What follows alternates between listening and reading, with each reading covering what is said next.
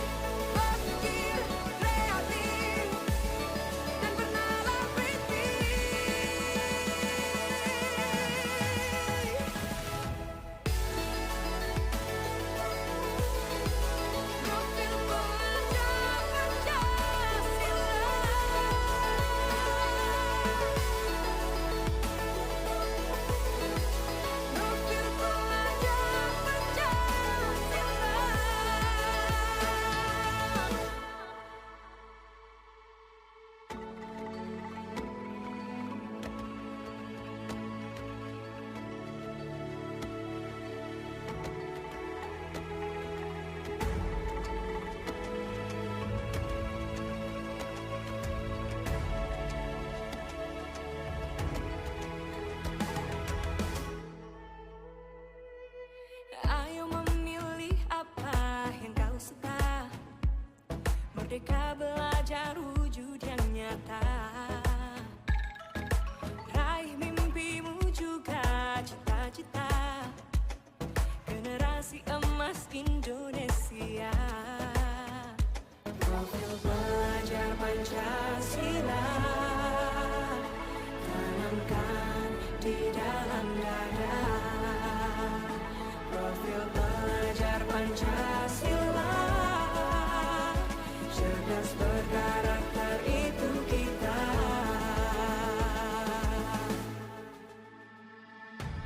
Beriman dan bertakwa pada Tuhan yang Maha Esa. Berakhlak mulia, berkebinekaan global kita. Gotong royong, berjiwa mandiri, berpikir kreatif dan bernalar kritis.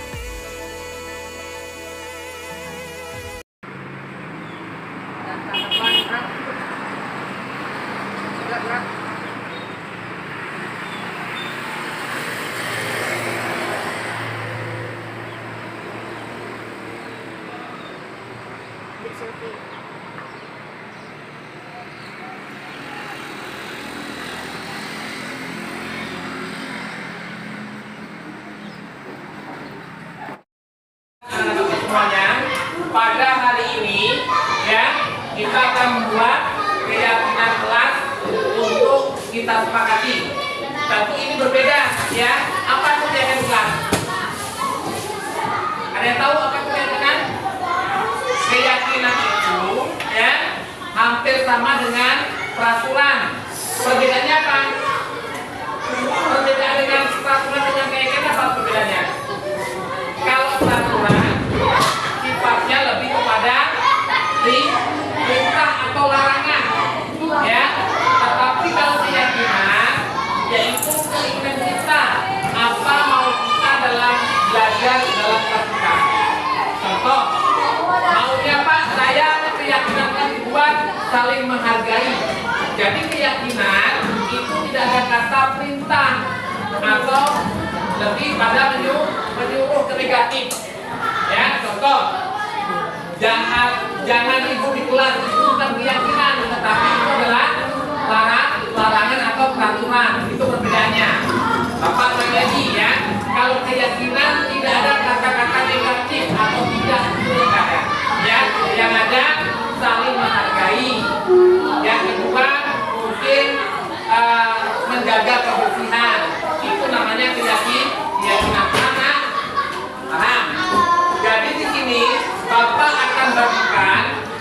kertas ini, warna ini kepada anak-anak bapak semuanya.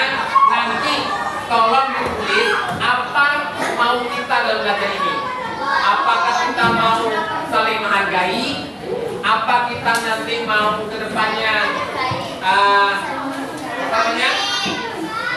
menjaga kebersihan? Kemudian kita mau belajar tenang atau bagaimana? Ya, boleh silakan satu orang satu saja pernyataannya buat di sini ya. Bapak baca ya.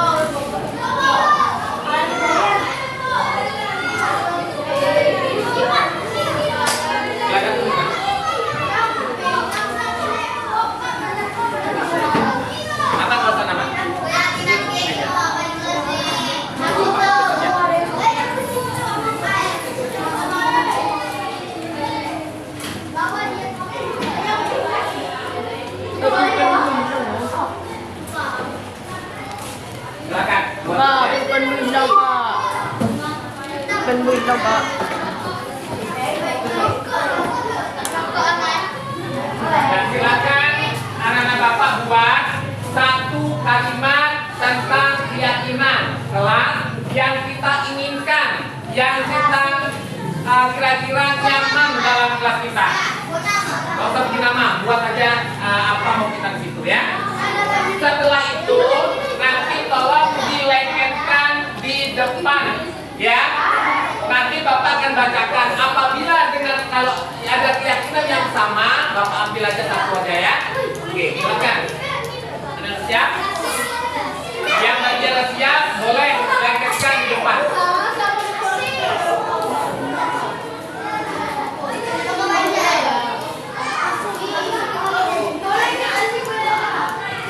Silakan lengketkan depan. Yang siap. Nanti akan kita sepakati atau kita lihat.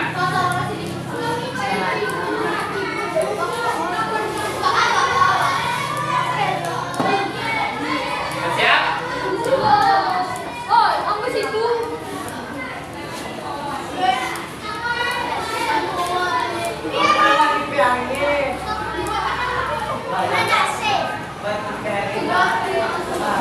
Buat keyakinan, mau kita apa situasi? Mau saling menghargai,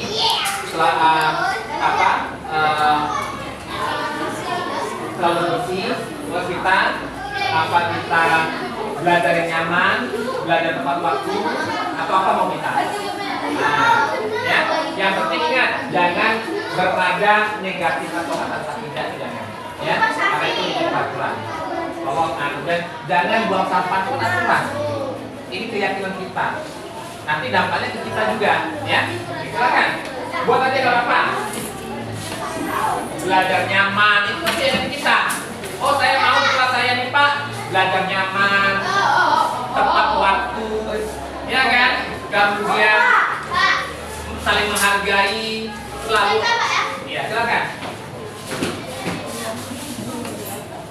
Bagi yang siap, silakan. Kemudian bagi yang sudah, silakan kembali ke apa namanya. Banyakkan ya, nggak apa-apa, udahlah. Satu aja bisa. Satu aja boleh.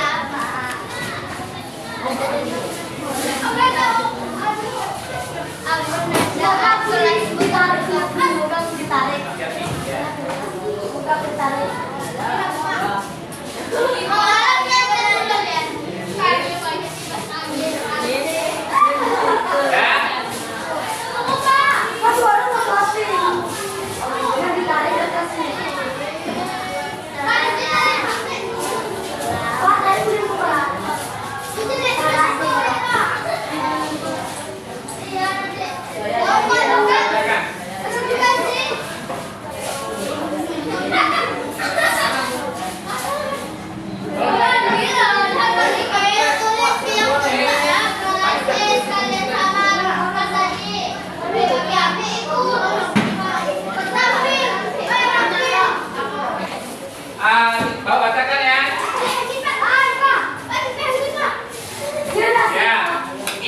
memiliki suhu ruangan yang nyaman. Berarti belajar nyaman ya. Belajar yang aman dan nyaman. Oke. Kemudian saya ingin kita semua menghargai. Iya, saling menghargai. Oke, bagus. Belajar nyaman, saling menghargai. Kipas angin belajar. Nah, ya. Berarti belajar yang nyaman sama ya. Belajar yang nyaman sama. Oke, Bapak belajar ya. Ini belajar yang tenang. Oke, sama. Tenang yaitu nyaman dan tenang. Sini Bapak. Kemudian kelas nyaman. Nah, kemudian saya mau AC Pak. Berarti belajar yang nyaman ya. Yang nyaman. Nah, Abi.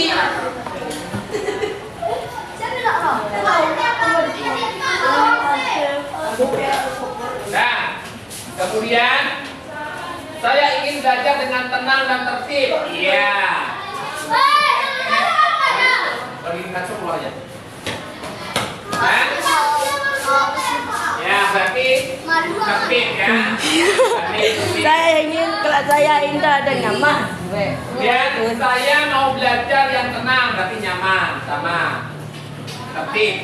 Saya ingin kelas ini bersih dan aman, berarti kebersihan. Saya ingin belajar yang aman dan menghargai orang tua dan guru, berarti saling menghargai. Boleh jatuh kemari sini ya.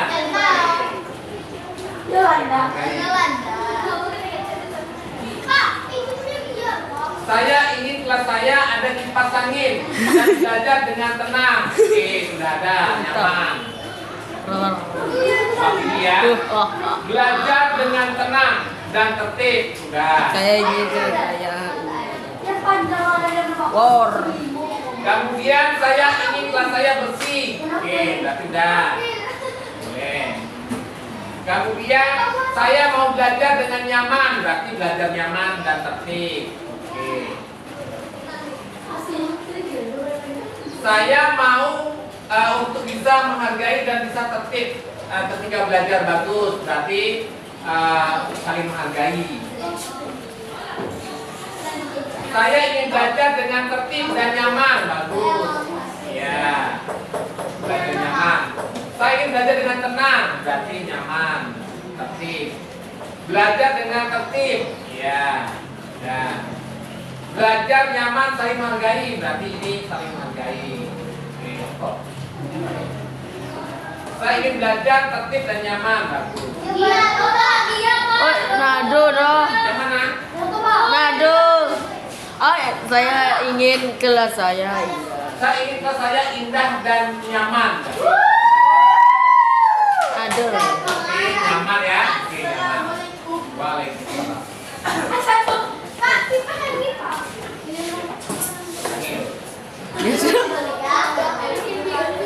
Kemana?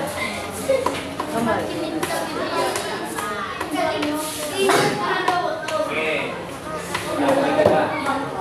Nah, ini pakai kaki ya, ini sudah.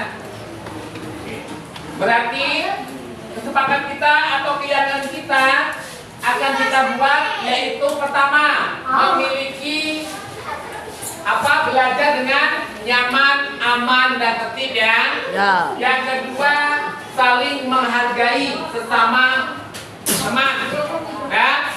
Kemudian apa lagi? Bersih, ya, menjaga kebersihan. Sepakat kita? Sepakat? Dengan tanda kesepakatan, silakan tulis nama dan tanda tangan. Para bapak-bapak.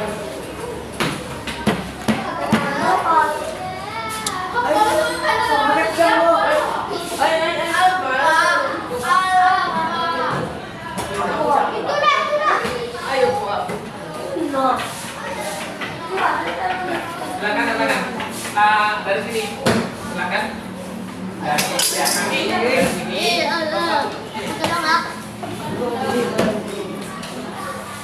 Di jalan mana? Di jalan bukan.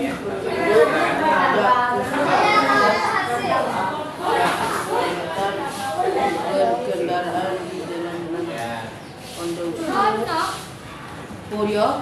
Sana. Nah, yang kedua nak. Lanjut.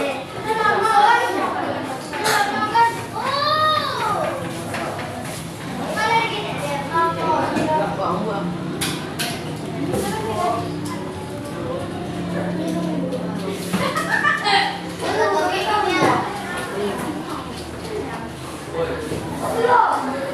Ya, terus.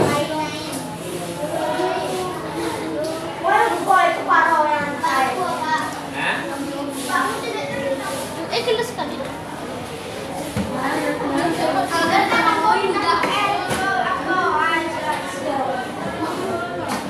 Assalamualaikum, perkenalkan nama saya Nazwa Fitriana, kelas 71. Menurut saya keyakinan kelas dapat menumbuhkan rasa tanggung jawab. lanjut. Assalamualaikum warahmatullahi wabarakatuh. Perkenalkan nama saya Fitriana, kelas 71. Menurut saya keyakinan kelas dapat membuat kita disiplin.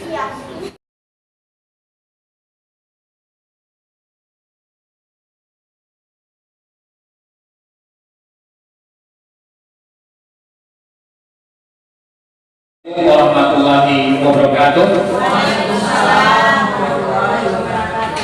Alhamdulillah rabbil alamin, wassalatu wassalamu ala asrofil anbiya wal mursalin wa ala alihi wa sahbihi ajmain, amma ba'd. Pertama, marilah kita panjatkan puji dan syukur kepada Allah Subhanahu wa taala yang mana telah membawa kita kesehatan, ya, yang kita berikan oleh kesehatan sehingga kita bisa berkumpul di ruangan ini. Tak lupa kita sanjungkan ke Nabi kita Muhammad Sallallahu Alaihi Wasallam yang telah membawa umatnya dari alam jahiliyah ke alam Islamiyah, dari alam kebodohan ke alam yang penuh ilmu pengetahuan yang kita rasakan saat ini. Yang saya hormati Kepala Sekolah SMP Negeri 2 Tapasuan, yang saya hormati Bapak Ibu yang telah hadir, ya, yaitu di acara tentang pengimplementasian budaya positif. Alhamdulillah kami di sini akan mengimplementasikan tentang budaya positif bersama rekan saya, ya, yaitu Bapak Royki Rizwandi. Ya, beliau ini dari SMK 1 Sawang, ya Pak, ya. Beliau adalah rekan CGP Angkatan 11 juga. Jadi beliau bergabung di sini untuk mengimplementasikan tentang budaya positif bersama saya, yaitu berkolaborasi yang nantinya kami berdua akan memaparkan dan nanti akan dikuatkan oleh beberapa guru penggerak yang lainnya, yaitu di sini ada Ibu Pian dan Ibu Sarah. Jadi untuk tidak memperpanjang waktu, kami persilahkan kepada Bapak Kepala Sekolah untuk memberikan sepatah dua patah kata-kata sambutan. Kepada Bapak kami persilahkan.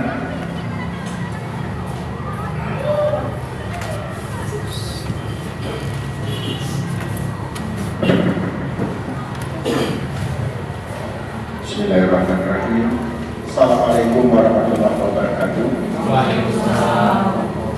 Kami syukurillah, salatan wassalaman ala rasulillah wa ala alihi wa sahbihi wa mawala. Asyhadu an la ilaha illallah wa la syarika lah, wa asyhadu anna Muhammadan abduhu wa rasuluhu la nabiyya ba'dah. Puji serta syukur kepada Allah Subhanahu wa taala, salawat serta salam dan lupa pada sayyidina Nabiullah wa Rasulullah Muhammad sallallahu alaihi wasallam. Yang kami hormati Bapak Ibu Dewan Guru istimewa, para peserta CGP Angkatan ke-11 yang mungkin angkatan yang terakhir, yang hari ini juga berkolaborasi dalam forum yang kita undang pada hari ini. Mudah-mudahan acara ini bisa jalan dengan baik. Selanjutnya forum ini kami serahkan kepada peserta CGP. Terima kasih kami ucapkan kepada Kepala Sekolah yang telah memberikan kata-kata sambutan kepada kita semua. Baiklah, Bapak Ibu, bagaimana, masih semangat Bu ya? Semangat. Kalau saya katakan SMP 2, nanti katakan luar biasa ya. Oke. SMP 2 Tepat Tuan? Luar biasa. Ibu ya. SMP Negeri 2 Tepat Tuan? Luar biasa. Alhamdulillah. Mari kita berikan aplaus untuk kita semua. Masih semangat walaupun keadaan siang dalam perut keadaan kosong ya. Oke, terima kasih izin ketua sekolah. Baiklah, saya akan sedikit ya, bukan menggurui ya, tapi sharing. Ini kita membaca di hadapan kita yaitu budaya positif. Tentu kalau kita terbesit di pikiran kita, apa sih budaya positif kira-kira, Bapak Ibu? Apa itu kata positif? Baik ya. Berarti pemikiran kita positif itu adalah hal-hal yang baik yang selalu kita lakukan. Baiklah, di sini konsep inti budaya positif ada nanti 8 poin akan kami jelaskan. Nanti akan setengah akan dijelaskan oleh rekan saya, Bapak Royki. Di sini ada perubahan paradigma belajar. Yang kedua ada disiplin positif. Yang ketiga ada nilai-nilai kebajikan. Keempat ada kebutuhan dasar manusia. Kemudian ada motivasi perilaku manusia, posisi kontrol, kemudian keyakinan kelas, dan yang terakhir adalah segitiga restitusi. Baiklah, saya akan membahas pertama adalah perubahan paradigma belajar. Di sini tentu kita menggunakan kurikulum merdeka. Kurikulum merdeka ini adalah sesuai dengan filosofi Ki Hajar Dewantara. Tentu dalam filosofi Ki Hajar Dewantara ini ada 6 dimensi yang mana sering kita dengar adalah pertama tentu bertakwa kepada Tuhan Yang Maha Esa, kemudian akhlak mulia dan berkebidanan global, gotong royong, kreatif, bernalar kritis dan mandiri. Tentu di sini ya, pembelajaran baru ini kita akan mengerucut ya apa yang disampaikan oleh filosofi Ki Hajar Dewantara yang ada 6 dimensi tersebut. Tentu di sini adalah pembelajaran, selama ini pembelajaran berpusat pada siswa. Siswa itu sebagai apa sementara yang kita lakukan pada hari ini Bapak Ibu? Objek atau subjek? Kira-kira? Subjek ya? Subjek. Oke. Jadi kalau pembelajaran yang dulu itu murid itu sebagai objek. Ya, jadi sekarang pada kurikulum merdeka ini kita lebih diarahkan kepada profil pelajar Pancasila, yaitu murid itu kita bawa sebagai subjek. Kenapa dulu sebagai objek? Dulu banyak permasalahan-permasalahan yang mungkin belum kita ketahui. Karena kalau sebagai objek, siswa itu ibaratnya hanya penonton, tapi bukan untuk menimbulkan atau memunculkan ide-ide yang mereka punyai. Maka di sini berdasarkan filosofi Ki Hajar Dewantara, kita ini lebih menuntun dari kodrat alam menjadi kodrat zaman. Sekarang apalagi zamannya digitalisasi Bapak Ibu, tentu kita sesuaikan pada zaman sekarang. Karena pada saat itu zamannya bukan zaman digital, jadi apa yang kita suruh dia menonton saja. Kemudian memang karakternya itu berbeda dengan karakter pada anak zaman sekarang. Maka kita belajar, saya pun akan belajar juga ke paradigma baru ini apa dan bagaimana cara menuntut siswa tersebut. Karena tidak bisa kita samakan dengan hal yang lama. Contohnya kalau saya kan kelahiran 80-an, cara mendidik itu berbeda, yaitu dengan cara banyaknya menghukum, bukan arti menghukum, tapi menghukum itu di situ pendidik lebih keras. Tetapi kalau kita lihat pada keadaan anak-anak kita sekarang berbeda jauh. Kalau kita kerasin bertambah melawan, beda jauh. Maka dari itu muncullah kurikulum merdeka ini kalau saya pelajari. Kalau model pembelajarannya sama, tetapi pelaksanaannya itu dalam hal-hal karakter mungkin ada hal-hal yang baru. Karena saya baca juga tuntutlah didiklah anakmu pada zamanmu, sesuai zamanmu. Berarti ini kita kan zaman digital nih. Kalau anak-anak kita, kalau masalah kepandaian itu banyak ditulis di Google itu banyak, tapi karakter yang mereka dapatkan belum tentu dapat di rumah. Maka di sini kita lebih menuntun karakter. Karena filosofi Ki Hajar Dewantara ini lebih ke karakter, menuntun dia. Bagaimana cara-cara menuntun anak tersebut. Maka di sini adalah pembelajaran dengan paradigma baru. Di sini pembelajaran dengan paradigma baru merupakan pembelajaran yang dirancang berdasarkan prinsip pembelajaran berdiferensiasi atau berpusat kepada siswa. Maka siswa sekarang diajak sebagai subjek untuk mengeluarkan pendapat apa yang ada pada siswa tersebut, sehingga para peserta didik belajar sesuai kebutuhannya berdasarkan tahap perkembangan sesuai teori psikologi modern untuk mewujudkan profil pelajar Pancasila. Bukan arti merdeka ini kebablasan Bapak Ibu, bukan. Merdeka ini ada tentu tahapan-tahapan atau batasan-batasan. Supaya apa? Merdeka bukan arti tidak belajar sama sekali.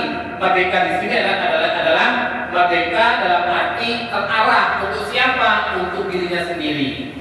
Kemudian di sini ada gambar. Ini gambar apa, Bapak?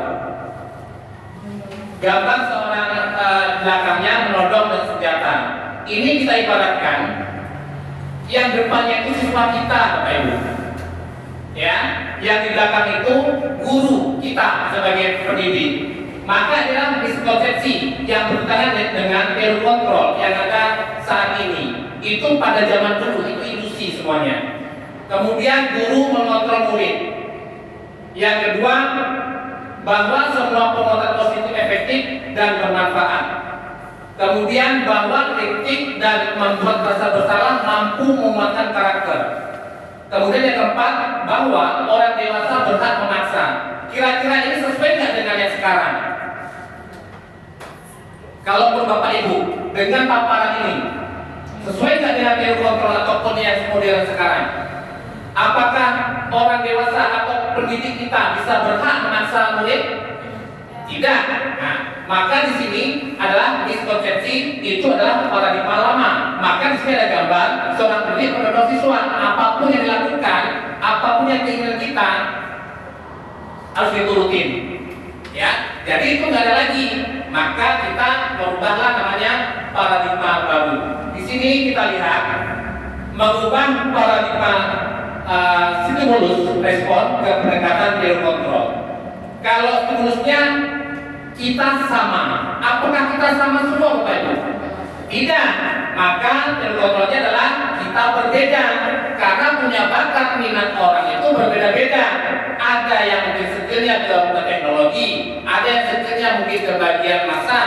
Itu adalah tentu berbeda. Kemudian semua orang melihat hal yang sama. Di sini teori kontrolnya adalah setiap orang memiliki gambaran yang berbeda, maka tidak kita samakan semua orang itu mempunyai pandangan yang sama. Kemudian kita mencoba mengubah orang agar berpandangan sama dengan kita, tentu tidak ya, berbeda pandangan. Kemudian perilaku buruk dilihat sebagai suatu kesalahan. Kita banyak menjumpai anak dia berperilaku buruk. Apakah itu suatu kesalahan? Belum tentu. Karena kita belum menggali apa kesalahan anak tersebut. Mungkin punya alasan tertentu, ya. Jadi kita tidak boleh menjudge anak itu langsung bersalah. Tentu butuh proses. Nanti ada namanya 5 proses kontrol yang akan dijelaskan oleh rekan saya Pak Weki. Kemudian mengontrol orang lain. Di sini kita tidak bisa mengontrol orang lain. Bisa? Gimana kira-kira itu? Bisa kita kontrol orang lain? Tidak bisa, ya. Justru orang itu mengontrol dirinya sendiri. Bagaimana kita mengontrol orang lain? Kemudian pemaksaan ada pada saat bujukan gagal. Itu tidak mungkin juga ya. Kemudian model berpikir menang atau kalah. Tapi teori kontrolnya adalah model berpikir itu adalah menang dan menang, tidak ada yang kalah. Ibaratnya tidak ada yang pesimis, tetap optimis. Inilah namanya perubahan paradigma baru. Kemudian disiplin positif. Kita kalau melihat disiplin itu apa, Bapak Ibu? Kira-kira kalau menurut pemikiran kita, Selama ini kan kita sering mengatakan disiplin dan disiplin, patuh. Oke. Luar biasa, terima kasih Ibu ya. Patuh. Berarti kalau menurut kita disiplin itu lebih cenderung mana? Aturan ya selama ini. Nah, selama aturan. Rupanya saya gitu juga. Saya pikir disiplin itu peraturan. Kamu seperti ini harus seperti ini. Rupanya disiplin itu adalah suatu kepatuhan yang ada pada diri kita sendiri tanpa ada unsur paksaan. Tetapi kalau disiplin itu bukan aturan, itu hanya sementara, itu eksternal, bagian luar. Tapi yang diinginkan di sini adalah disiplin pada diri sendiri tanpa ada unsur paksaan. Bagaimana caranya? Maka dia adalah lakukan. Tetapi ada juga ini bukan mudah kita implementasikan. Tentu sebagai contoh dari kita sendiri. Maka sebagai guru adalah penuntun itu maka kembali kepada diri kita sendiri. Apa kita sudah menerapkan disiplin ini? Maka nanti jangan bilang anak itu kenapa nggak disiplin, tentu kita kepada diri kita sendiri. Kita memang apapun cerita ini adalah untuk mendidik. Ini rujukan bagi saya juga. Apakah sudah diterapkan pada disiplin? Karena kenapa?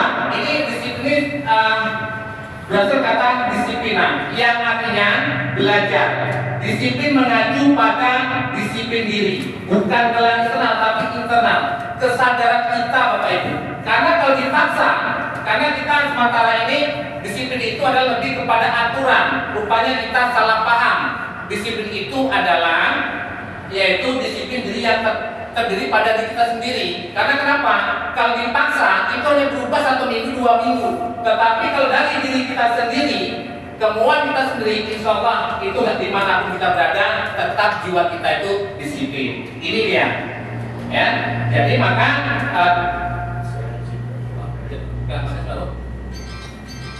terima kasih Pak. Kita lanjutkan. Jadi intinya disiplin adalah pada diri sendiri. Kemudian disiplin positif merupakan salah satu cara penerapan disiplin yang bertujuan untuk menumbuhkan kesadaran serta memperdayakan peserta didik tanpa imbalan atau penghargaan reward, ancaman atau hukuman. Di sini kita sering memberikan hadiah. Itu hadiah itu kira-kira kalau menurut kita baik buat Bapak Ibu ya.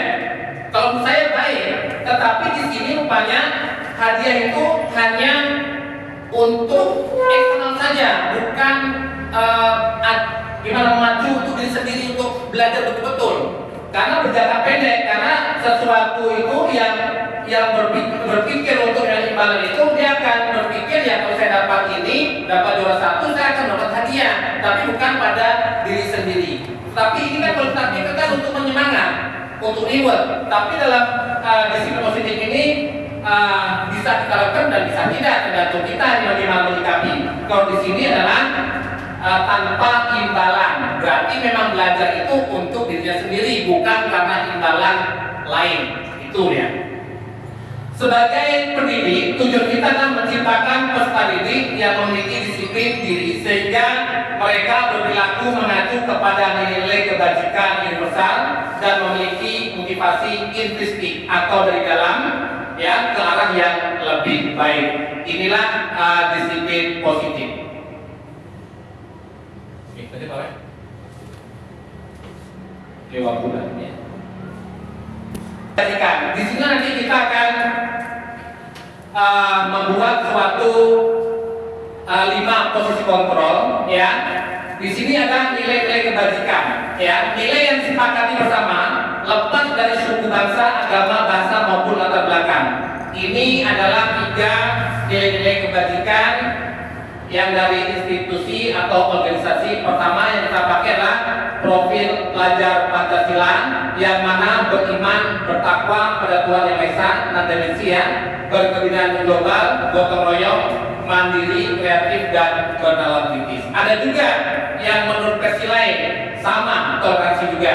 Kemudian versi life skill ada juga, dapat dipercaya, lurus hati, pendengar yang aktif. Ini adalah nilai-nilai kebajikan atau nilai-nilai yang bisa kita arahkan kepada peserta didik khususnya, yaitu menjadi karakter yang baik dan beriman kepada Tuhan Yang Maha Esa. Kemudian kita manusia tentu mempunyai kebutuhan Bapak Ibu ya. Kita sebagai manusia mempunyai kebutuhan. Maka di sini adalah kebutuhan dasar manusia. Manusia di sini adalah sesuatu yang kita lakukan untuk mendapatkan apa yang kita inginkan. Jadi seluruh tindakan yang kita lakukan memiliki tujuan, dan semua usaha terbaik yang kita lakukan adalah dalam rangka agar kebutuhan dasar kita terpenuhi dengan baik. Dengan terpenuhi kebutuhan dasar ini, seperti anak kita, maka dia akan belajarnya pun dengan nyaman. Kalau tidak terpenuhi, seperti lapar, kemudian mungkin ada hal-hal yang permasalahan di rumah, dia akan terganggu dalam hal belajarnya. Maka betul-betul harus dipenuhi dulu kebutuhan dasar manusianya dulu. Barulah nanti mungkin setelah itu dengan belajarnya aman dan nyaman. Tapi itu sampai ke situ kita lihatnya. Kemudian dalam kebutuhan dasar manusia itu ada 5 poin, ya. Di sini apa saja? Kalau 5 poin pembagiannya. Pertama, tentu di sini dalam kebutuhan dasar, ya, ada bertahan hidup. Kemudian kasih sayang dan rasa diterima. Kemudian penguasaan, kebebasan dan kesenangan. Kalau 5 ini sudah ada pada diri manusia, maka apapun suatu hal yang dia lakukan akan nyaman dan lancar. Pertama, bertahan hidup, tentu kita harus kenyang, makan, pakaian, tempat tinggal. Kalau sudah ada semua ini, maka akan lengkaplah 5 kebutuhan dasar manusia ini. Kemudian kasih sayang dan rasa diterima. Tentu sebagai manusia perlu disayangi, perlu dihargai pendapatnya. Maka kita namanya saling menghargai sesama manusia. Kemudian penguasaan, harga diri, keinginan untuk dianggap, memimpin, berprestasi, diakui dan didengar. Ini saling menghargai ya. Kebebasan, tentu manusia itu mempunyai kebebasan. Arti di sini kebebasan adalah memiliki pilihan, mencoba hal baru, mampu mengendalikan arah dirinya. Hal sama halnya seperti pun kita. Mereka itu mempunyai kebebasan dalam hal memilih, tapi kita hanya menuntun atau mengarahkan saja apa-apa yang diinginkan oleh anak-anak kita. Bukan arti dalam bebas itu suka hati dia, tidak, karena kita mempunyai aturan, dan mungkin kita sudah membuat sekarang namanya kesepakatan kelas, bukan aturan lagi. Kalau aturan adalah perintah dan itu tidak bisa dilanggar. Tapi kalau keyakinan atau kesepakatan kelas itu memang kesepakatan antara kita dan siswa. Supaya apa? Supaya terjadinya keamanan saat belajar mengajar di kelas. Kemudian kesenangan. Tentu di sini siswa kita harus senang. Arti senang bagaimana?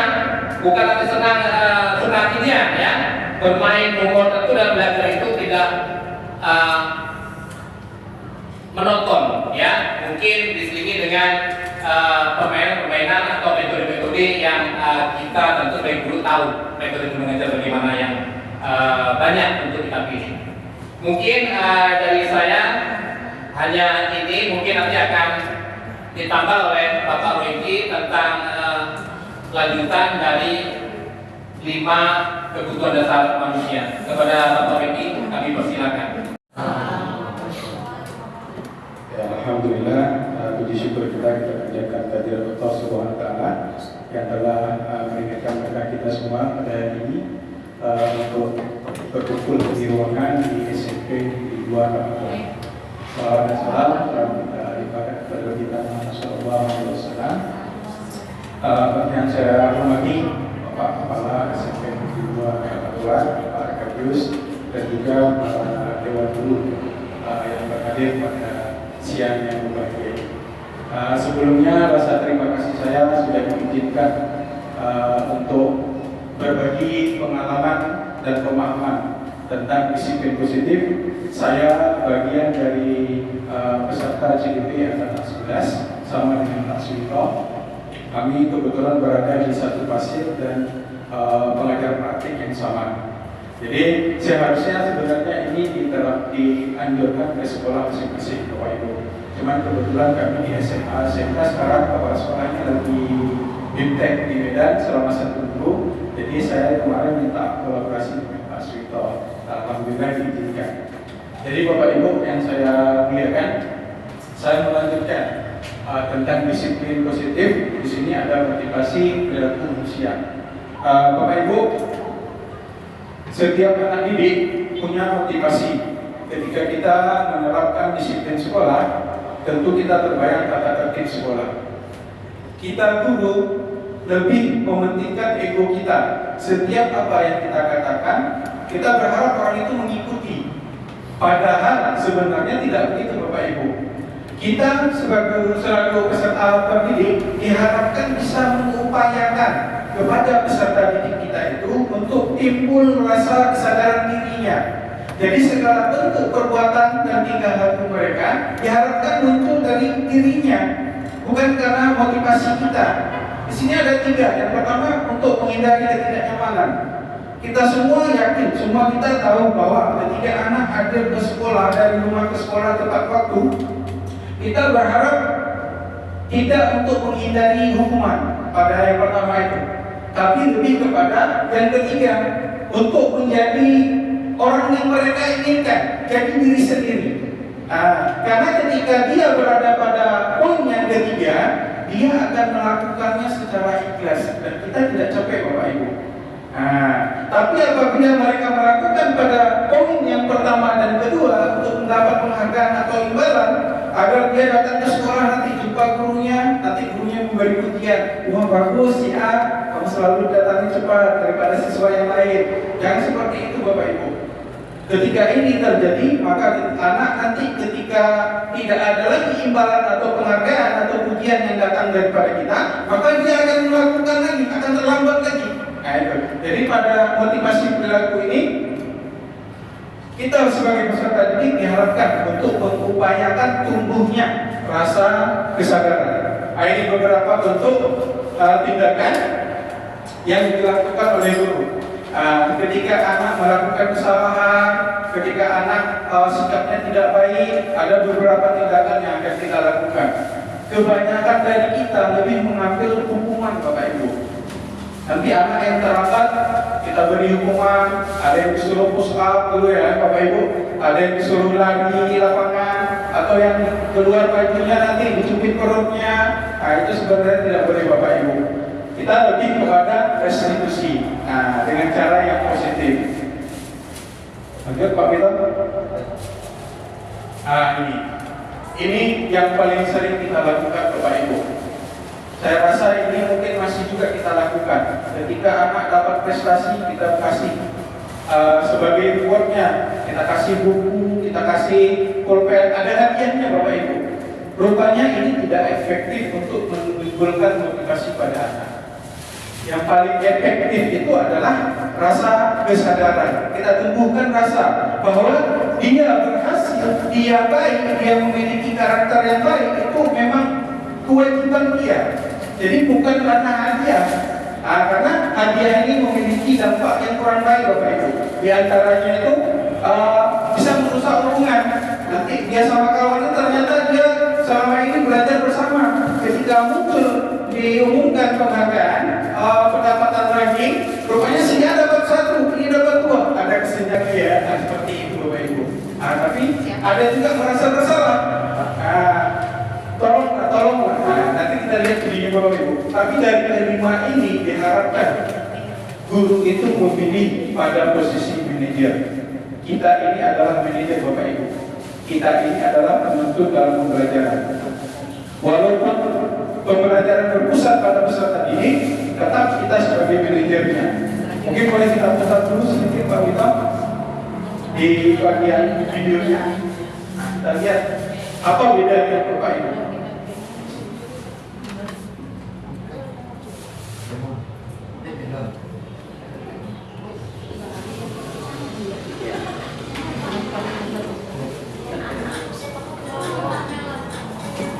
Ini Bapak Ibu kita lihat 5 posisi kontrol dulu.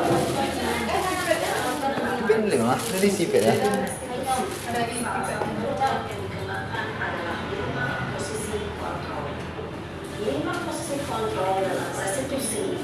Boleh saya lihat sama Bapak Ibu videonya. Kita akan membahas tentang 5 posisi kontrol yang dapat kita Di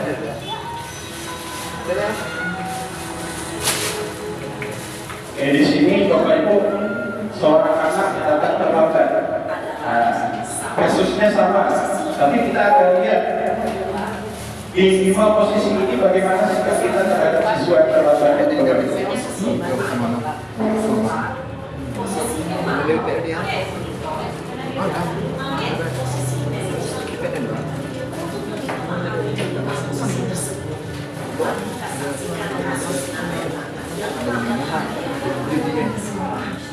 Melihat bagaimana kehilangan posisi kontrol dalam menghadapi masalah tersebut. Di sini posisi umum Bapak Ibu. Ini kasusnya sama, seorang siswa datang terlambat.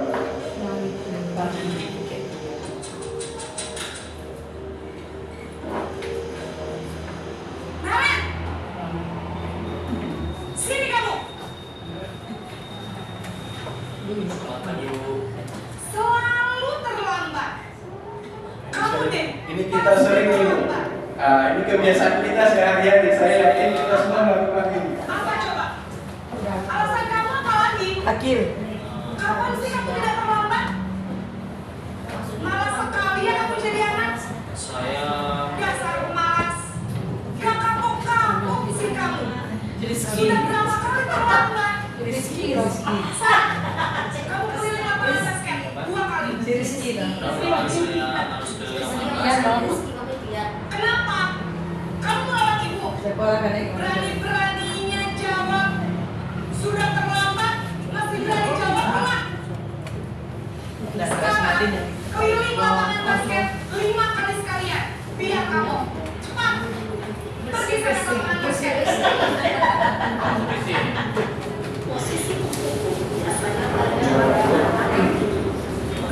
Jadi ketika kita melakukan pada posisi ini, anak bukannya berubah Bapak Ibu, tapi anak malah menjongkol kepada kita. Ditandainya kita. Bahkan ketika kita mengajar di kelas, dia bisa tidak mendengar. Dia nggak mengikuti apa kata kita. Benci dia dengan mata pelajaran kita akhirnya. Nah ini sering kita lakukan. Dan ini posisi yang salah Bapak Ibu. Nah, ini tidak menyukai guru atau mata pelajaran yang dia.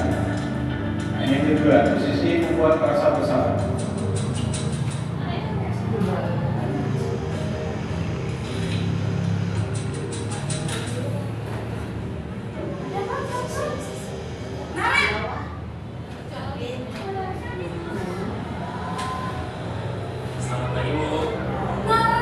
Naren, kamu kenapa terlambat lagi, Nak? Naren, kamu senang ya bikin ibu susah ya? Kalau kamu terlambat lagi, nanti ibu yang ditegur bapak kepala sekolah, Nak. Disangka ibu tidak bisa membina kamu. Duh, gimana ini?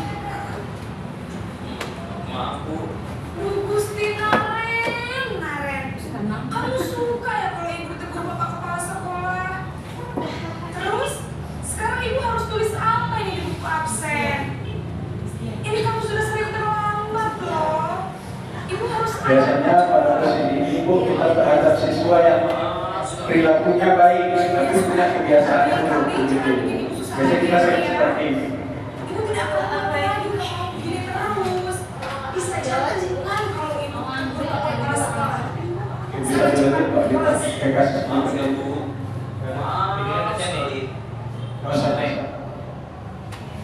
Merasa menjadi orang yang Kamu gagal, pasti dapat. memandang buruk dirinya sendiri, Ya.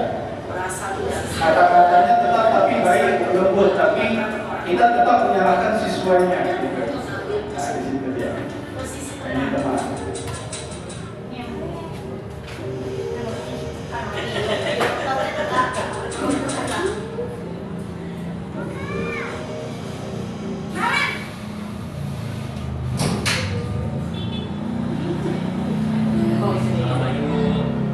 Wah, sudah jam berapa ini, Nak?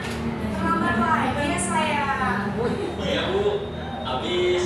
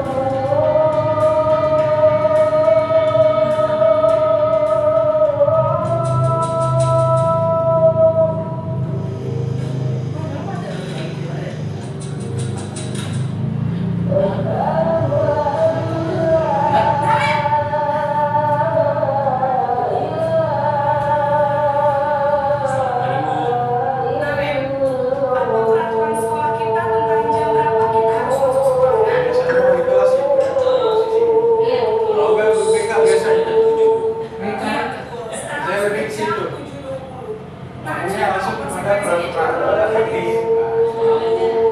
Saya harus tinggal kelas pas jam istirahat selama 20 menit. Iya benar, konsekuensinya demikian. Jadi nanti jam 9.30 pas istirahat, kamu harus tinggal di kelas, kerjakan tugas tambahan untuk ketertinggalan kamu, ya. Baik, Bu. Ini Bapak Ibu diharapkan pada kita semua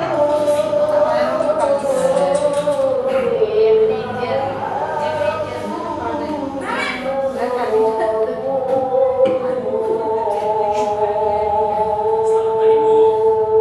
Selamat pagi Naren. Maaf, Bu. Saya terlambat. Iya, sekolah sudah sekarang sudah jam 7.20. Jadi sekarang bagaimana nih Naren? Saya pas saya semalam. Baiklah, menurut kamu, keyakinan sekolah yang mana yang perlu kamu tingkatkan? Menghargai diri sendiri dan orang lain. Setuju. Jadi, apakah Naren meyakini prinsip saling menghormati tersebut? Iya, Bu. Saya meyakininya. Apakah Naren bersedia memperbaiki masalah keterlambatan ini? Bersedia, Bu. Bagaimana kamu akan memperbaiki masalah keterlambatan ini? Saya akan coba untuk tidak lupa menyetel alarm saya, Bu. Baik, kalau Naren menyetel alarm di rumah, ada orang yang kira-kira bisa bantu mengingatkan tidak? Ada, Bu. Kakak saya, Kak Emma. Ada lagi selain Kak Emma? Selain Kak Emma, ada ibu saya. Baik, jadi yang mengingatkan Naren adalah Kak Emma dan ibunya. Kira-kira akan mulai setelah alarm kapan, Naren? Setelah pulang sekolah, akan segera saya lakukan. Baik, jadi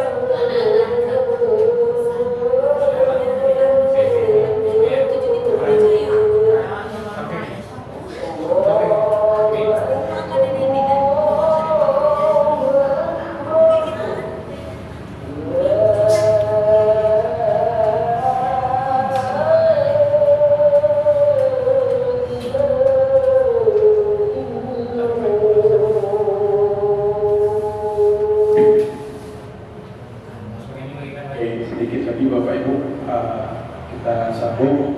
Jadi Bapak Ibu diharapkan sekarang pada peserta didik, pada pendidik itu diharapkan muncul upaya menjadi manajer. Jadi kita tidak semena-mena menyalahkan siswa, tapi lebih kepada menumbuhkan kesadaran siswa akan perbuatan mereka dan meminta mereka sendiri yang mencari solusinya. Jangan kita yang kasih solusinya. Ketika dia terlambat, kita kasih solusi enggak, tapi lebih kepada siswanya yang menumbuhkan solusi untuk dirinya sendiri. Dan yang terakhir Bapak Ibu, ada keyakinan kelas. Ini dulu. Kenapa keyakinan kelas? Mengapa bukan peraturan kelas? Kita harus bisa bedakan Bapak Ibu mana itu keyakinan dan mana itu peraturan. Lanjut Pak Bidal. Di sini ada pertanyaan. Ini coba Bapak Ibu jawab. Mengapa kita memiliki peraturan tentang penggunaan nilai pada saat menjadi kendaraan roda 2 Bapak Ibu? Ya, jadi kalau seandainya kita dapat musibah yang kita tidak jangan, jadi bisa melindungi kita. Benar, hampir semua kita jawaban kita adalah untuk keselamatan. Lanjut Pak Bidal. Yang kedua, mengapa kita memiliki peraturan tentang penggunaan masker dan mencuci tangan setiap saat?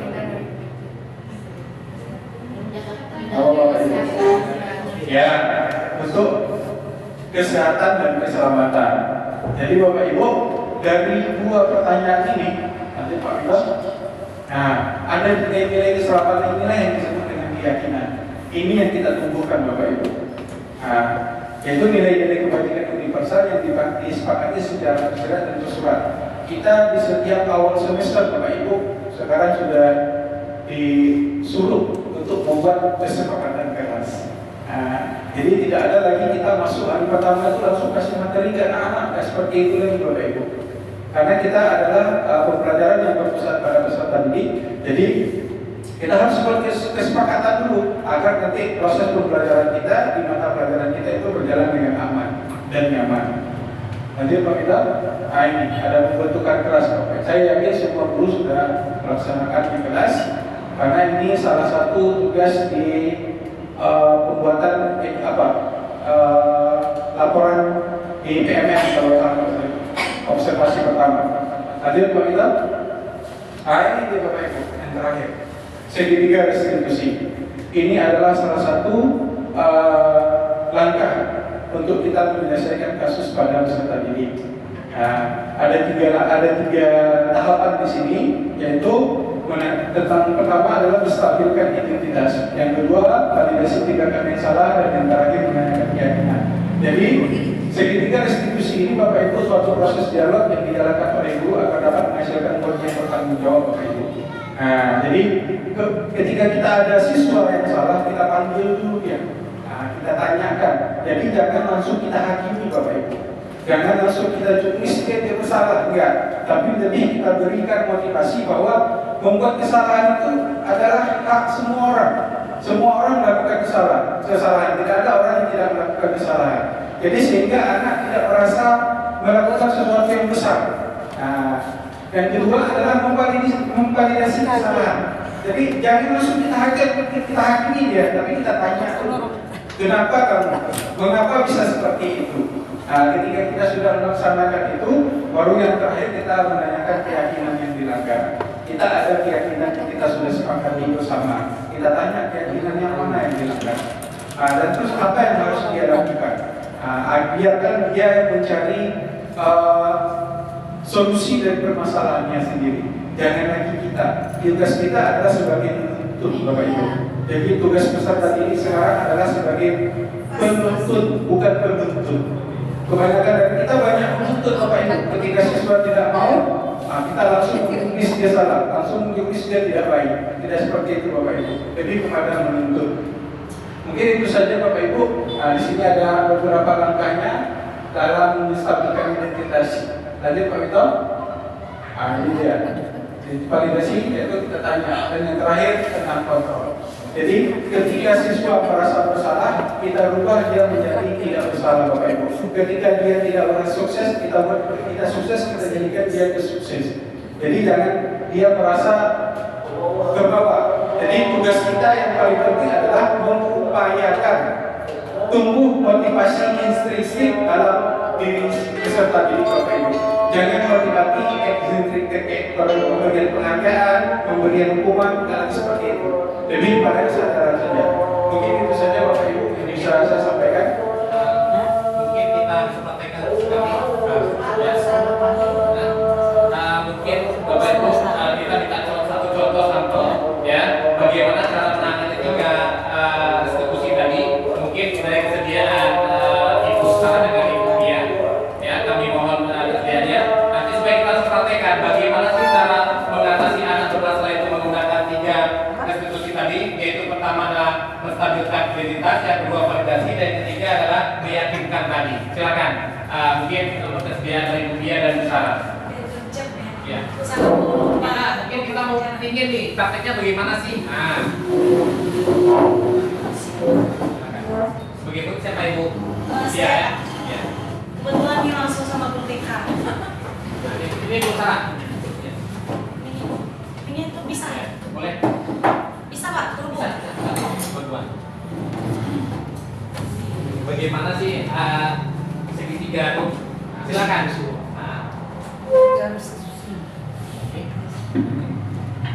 Nanti dua action. Drama. Ayo Ibu baca. Bu Masari, Bu Masari. Tadi nggak kelihatan Masari. siapa ada drama. Tolong digeser, Bu. Drama aja. Ini Drama aja drama. Drama lagi. Udah dekat kan? Atau kita pushkan nanti. Nah, sini Pak. Tunggu. Bisa. Mana? Baik Bapak Ibu, kami akan mempraktekkan bagaimana cara mengatasi sebuah kasus dengan segitiga restitusi. Silakan Bu Sarah sebagai guru, saya sebagai murid. Ini langsung terus. Pengamat Pak Rete. Sebagai pengamat Pak Rete. Silakan. Selamat siang Pia. Ya, selamat siang Bu. Gimana, udah sarapan tadi? Alhamdulillah udah. Makan apa tadi Pia di rumah? Tadi buru-buru Bu, cuman sempat minum susu. Susu nggak apa-apa. Yang penting perutnya sudah terisi ya nak ya sebelum ke sekolah. Nah, kira-kira Pia tahu nggak kenapa ibu panggil ke ruang BK? Nggak tahu Bu. Pia mau beli siapa nak? Berlian. Beli berlian. Nah, kira-kira itu pembuli itu bagus nggak Pia? Nggak bagus Bu. Iya benar. Bahwa karena membuli itu sangat tidak diajarkan di sekolah ya nak ya.